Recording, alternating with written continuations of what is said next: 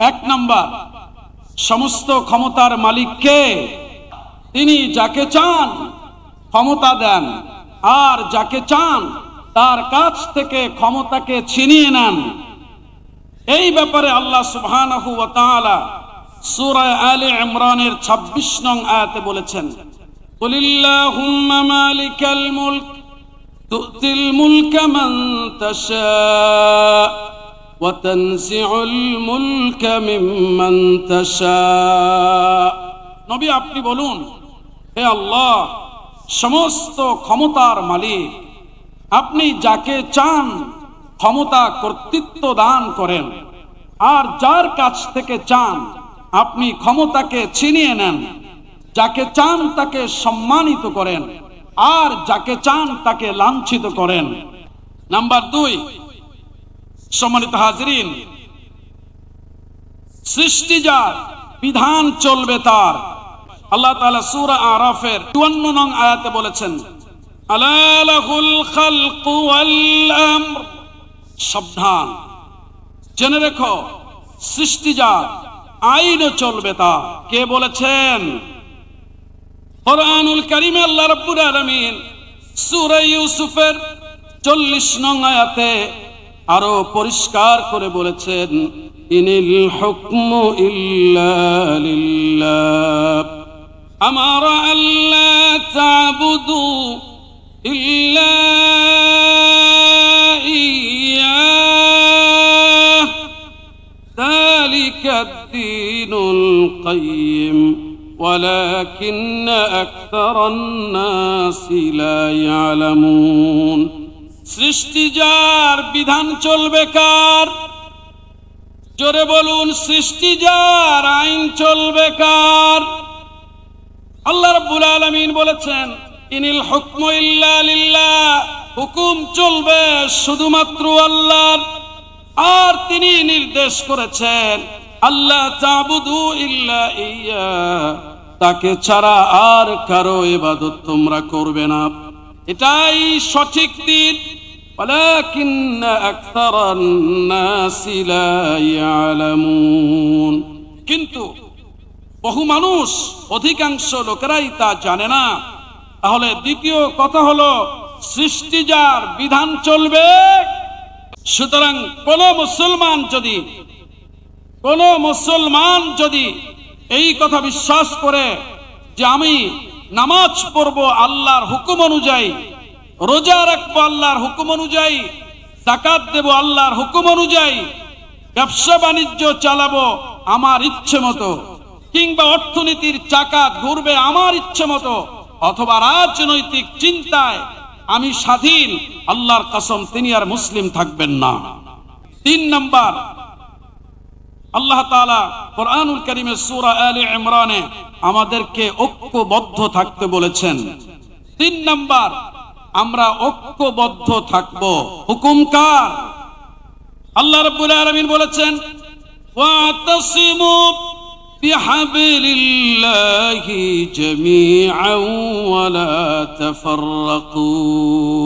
তোমরা সবাই মিলে কোরআনকে মজবুত ভাবে ধারণ করো, ওয়ালা তাফাররাকু, এবং তোমরা বিচ্ছিন্ন হয়ে যাবে না।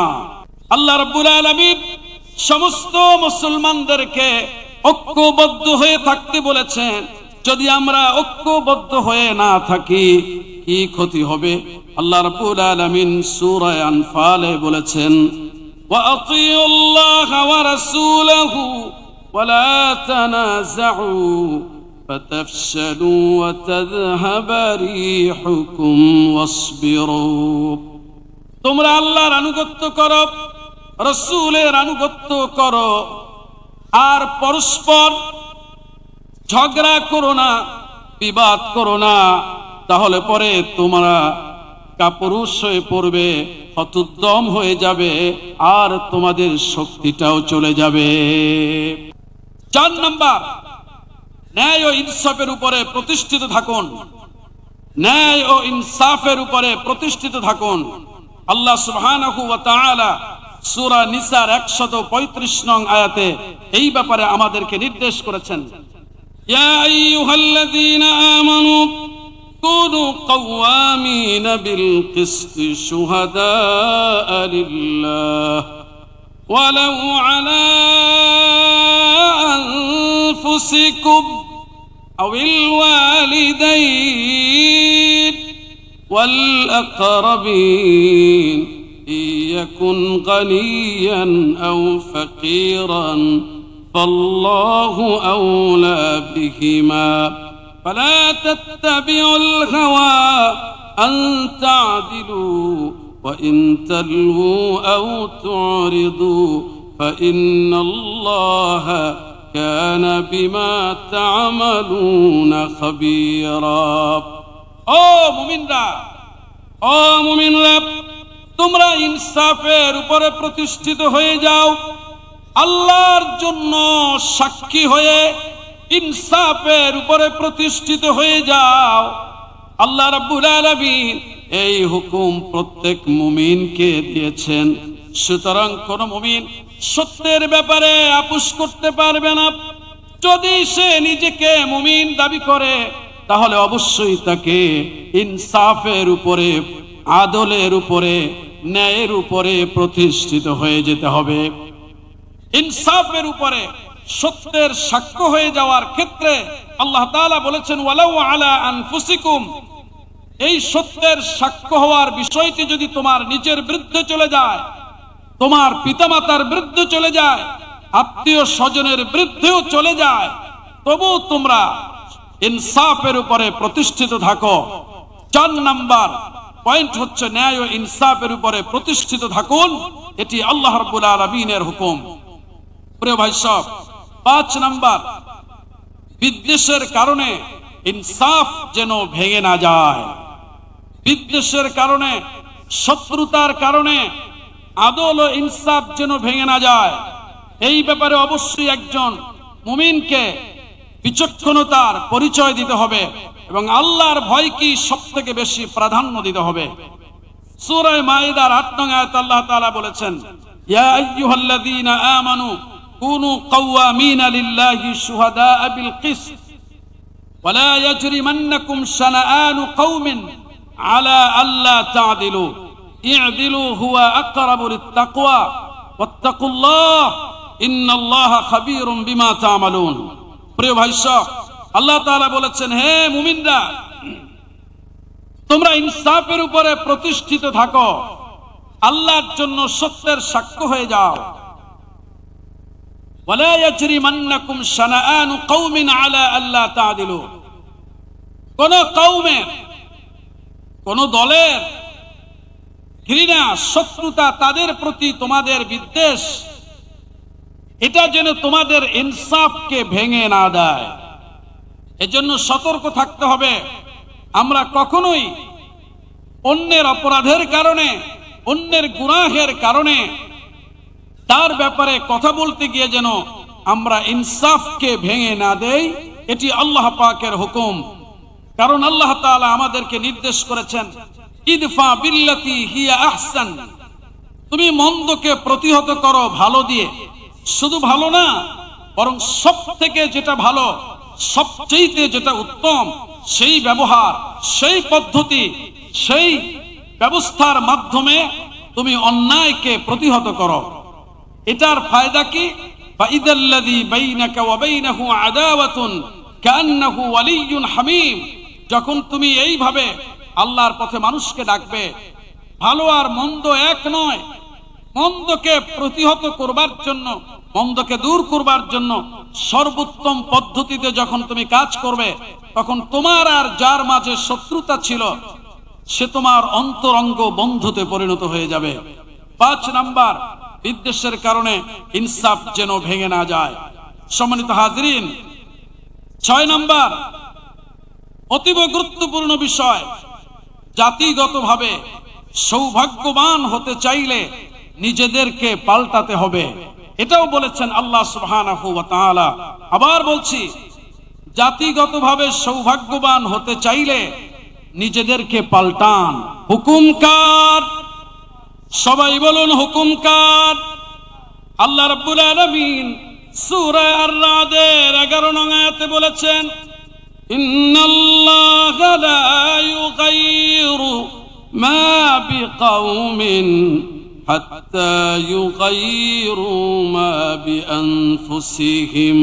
আল্লাহ কোন কওমের ততক্ষণ পর্যন্ত অবস্থার পরিবর্তন ঘটান না, কোন জাতির ভাগ্যের চাকা আল্লাহ ঘুরিয়ে দেন না, যতক্ষণ না পর্যন্ত ওই কওমের লোকেরা নিজেরাই নিজেদের অবস্থার পরিবর্তন ঘটায়।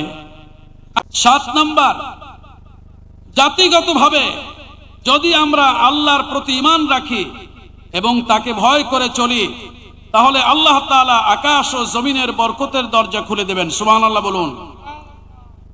আল্লাহ রাব্বুল আলামিন সূরা আরাফের 96 নং আয়াতে বলেছেন, ওয়ালাউ আন্না আহলাল কুরা আমানু ওয়াত্তাকাউ লাফাতাহনা আলাইহিম বারাকাতিম মিনাস সামাই ওয়াল আরদ।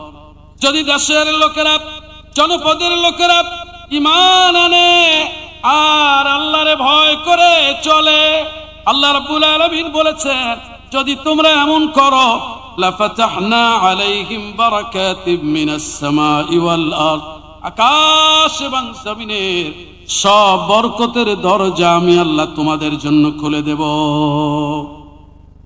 লক্ষ্য করুন, আফগানিস্তানের দিকে সবচেয়ে বড় শক্তিশালী দেশ, সুপার পাওয়ার আমেরিকা, 20 বছরের উপরে কল্পনাতীত ভাবে সেখানে জুলুম নির্যাতন করে, নিপীড়ন করে তাদের সমস্ত কিছুকে মাটির সাথে মিশিয়ে দিল। এতটাই নির্মম ছিল তারা। 200 হাফেজে কোরআনকে পাগড়ি প্রদান করে সম্মানিত করবে এমন একটি অনুষ্ঠানে গোলাপের মতো কোরআনের হাফেজ 200 শিশু, যাদের একজনের বয়স 15 ক্রস করে নাই, 15-এর উপরে যায়নি, তাদেরকে বুম্বিং করে শেষ করে দিয়েছিল। কিন্তু আফগানের লোকেরা সিদ্ধান্ত নিয়েছিল, আল্লাহর কসম, জান দেব, মাল দেব, সন্তান দেব, বাড়িঘর দেব, নিজেদেরকে তাদের গুলির সামনে পেশ করব, কিন্তু আল্লাহ রাব্বুল আলামিনের আইনকে ছাড়ব না।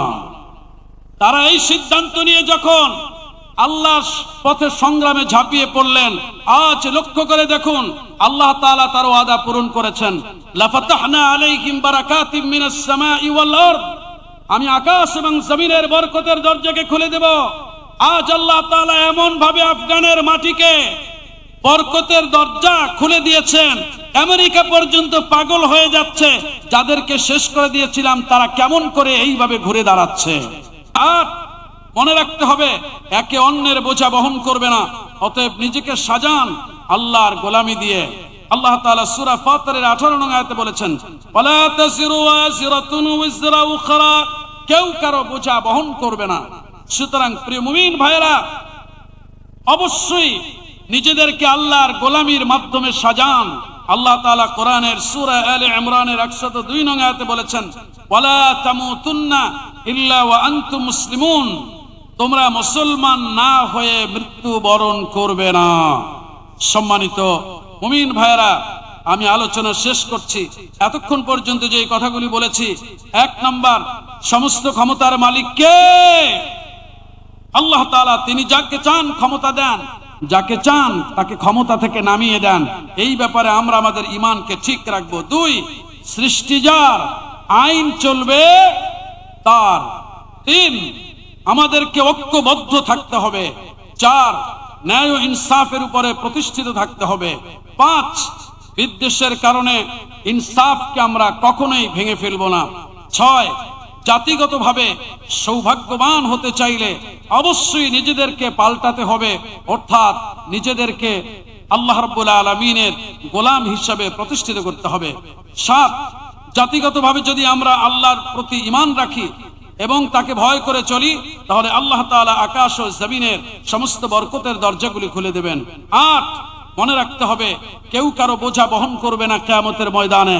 সুতরাং নিজেকে অবশ্যই মুসলিম হিসেবে গড়ে তোলবার সর্বাত্মক চেষ্টা করতে হবে, কারণ আল্লাহ তাআলা মুসলমান না হয়ে মৃত্যুবরণ করতে নিষেধ করেছেন।